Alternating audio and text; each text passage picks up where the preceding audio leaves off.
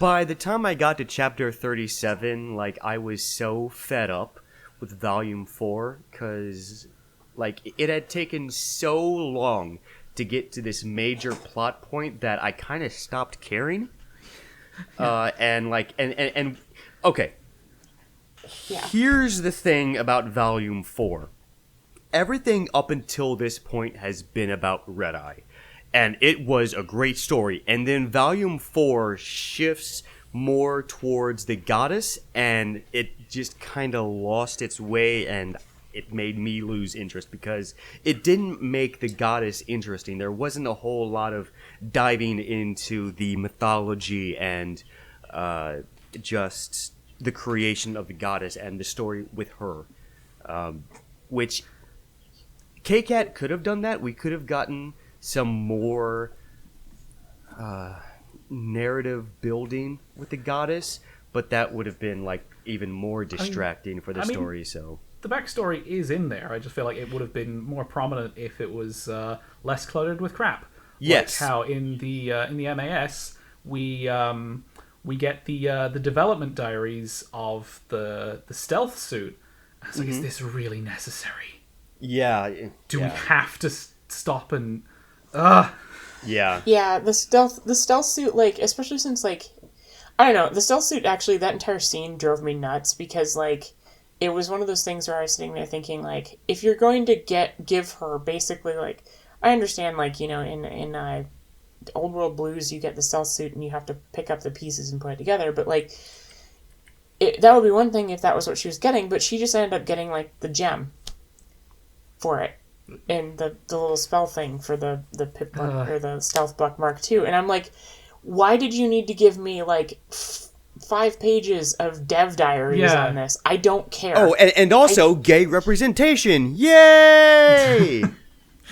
Wait, what? Yeah. Where was the gay representation? Okay, so in the journal of the development of the stealth suit, the journal alludes to 2 stallions having an affair. Oh, okay. I remember there being like a thing about like there's like workplace fraternizing, and maybe they shouldn't do that. Yeah. I didn't realize they were both stallions, but Yes, yeah, they were stallions. I mean, the story largely takes the obsidian approach to sexuality, which is just let people be gay and let's just move on. And yes, I like that. It's just, me too. We've got too much else. We've got too much else to talk about. Yeah. I don't. Surely there must be something else we have to talk about with Canterlot other than like, oh my god, it's so long. Yeah, it's a lot. Okay, let's talk about the Ministry of Awesome and the linchpin that plays for the rest of the story with the introduction of the Enclave.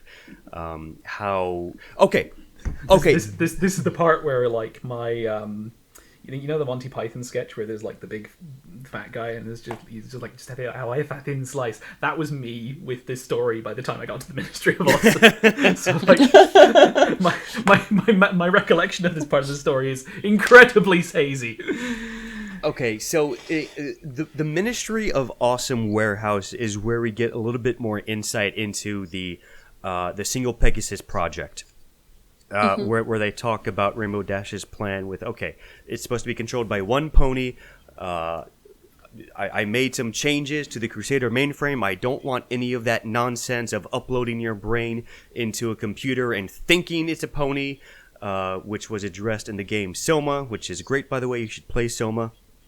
I think I own that, actually. But basically, there's no such thing as uploading one's brain. It's just making a copy and uploading that data into a hard drive. But anyways, Little Pip makes the comment that the suspended animation pod was never used. And this deeply confuses me, because is the suspended animation pod inside the Ministry of Awesome hub in Canterlot, or is this the suspended animation pod in the SPP tower in Navarro, where Little Pip eventually finds Celestia? That's my question. Where is it? Is this pod actually located inside the Ministry of Awesome? I don't think so. Yeah. I think the implication is that it is installed in Navarro. Okay, so that confuses me, because if that's the case, I thought Celestia went inside the animation pod while simultaneously linking herself into the Crusader mainframe and putting her soul jar into the computer. Because isn't the mainframe in Navarro? Yeah. Okay. So, I well, don't know. And we this- didn't read this this is far. fucking okay. I you- guess mu- we'll mu- just. Much like trekking through Canterlot to retrieve the Black Book, this is a part of the plot that to actually reach it, you have to put yourself through such an ordeal that by the time you get there, you've no idea what's happening. Yeah, it's. Congratulations, K-Cat. Unfortunately. You've written Canterlot in such a way that by the time we get to the end of it, we feel the same way the characters do. Yeah, really. We'd like 3 days of rest, and our bodies feel like we've been traumatized Yeah. and beaten up. Oh, God. And My tablet pen is fused to my hand. My book is fused to my hand. I don't like this. And the worst part about Volume 5 is every chapter is upwards of 15,000 words. Oh man. In fact, three of the chapters average at 30,000 words each. Jesus Christ. So that's. Except now I'm feeling bad because most of my chapters average between 10 and 15, but That's good. I mean, total quantity is also a thing. Like Broken Sky, all my chapters are like in that range, but there's only going to be 7-8 of them total. So.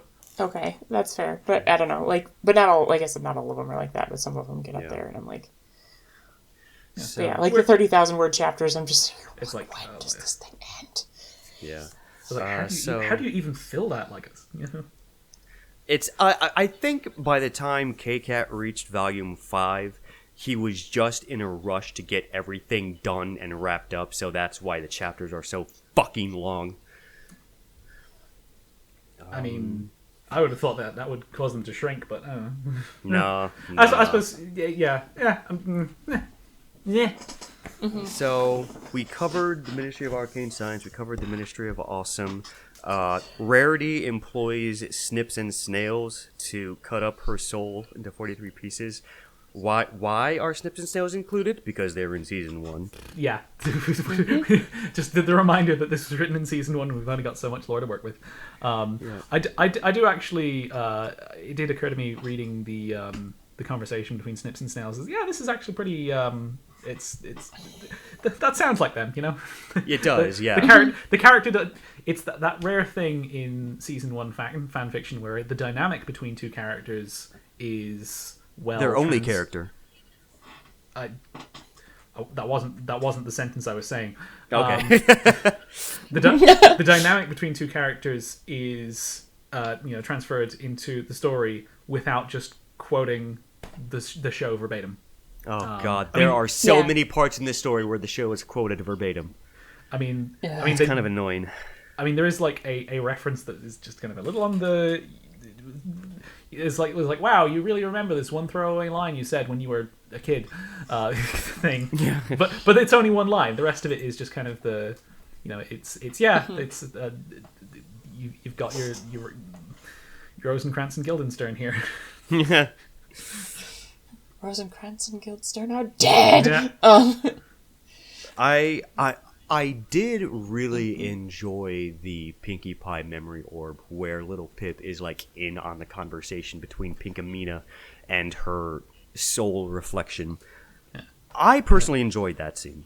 That was good, and it's a really good setup for the climax of the story. Mm-hmm. And that's really all I have to say about it. Yeah, I mean, I remember like passing note on that scene, and it's just, but not like anything massively conclusive. It's just kind of, this is a thing. I'm not sure how to feel about it. It's a little weird. Yeah. Pinky logic. Don't question it. It's it's characterizations of Pinkie Pie that just kind of rest on her like just breaking reality and stuff. And it's like I'm not not a massive fan of lol random Pinky. I feel like there is like more to her character that a lot of authors just don't bother with because they just want to make her a clown. But yeah, it's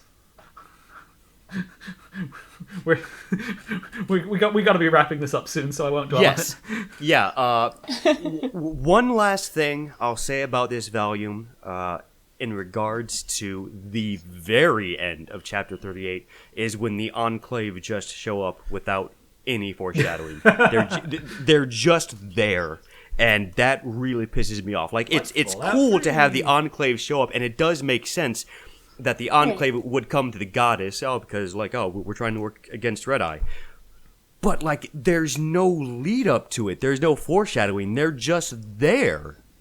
And it's honestly kind of lazy. I mean... Yeah, it's like I said that with the thing about earlier about the way them just showing up and being like, "Hi, we're the Enclave. You are being rescued. Please do not resist." Where did you guys come from? Yeah. We've always been here. I'm sure we're going to have a lot to talk about with the Enclave next time. Yo, yeah. God, fucking Enclave. God damn it. But yeah, that's... The Enclave ruined Pegasi. Yeah, For Pegasi. That's all I have to say, and I don't really have any closing thoughts other than fuck Volume 4. It needs to be rewritten, it needs to be more streamlined and more coherent. In conclusion, Fallout Equestria Volume 4 is a land of contrasts. Yes. It is a land of contrasts. Too many contrasts. Several of which that probably should have been not contrasts. It's like... Yeah. Is this just going to be it, like, downhill from here, where we're just like, the entire rest of this read through is just going to be like, stop, please, I can't take anymore. I feel like Horse, like, though you just saying, like, generally just being like, is kind of like a really good way of just describing the general feel of us at the end of this. Yep. Do any of you have any closing thoughts or anything else you want to say? Not really. I don't really think I think we should learn from Volume 4 and not delay in quit while we're ahead. Bringing this to a conclusion. Well, that is a wrap for the Roundtable Review Volume 4. Thank you, everyone, for joining us. Thank you, Heartshine. Thank you, CaptainHoers. Next time on the Roundtable Review, I can't believe Steel Hooves is fucking dead.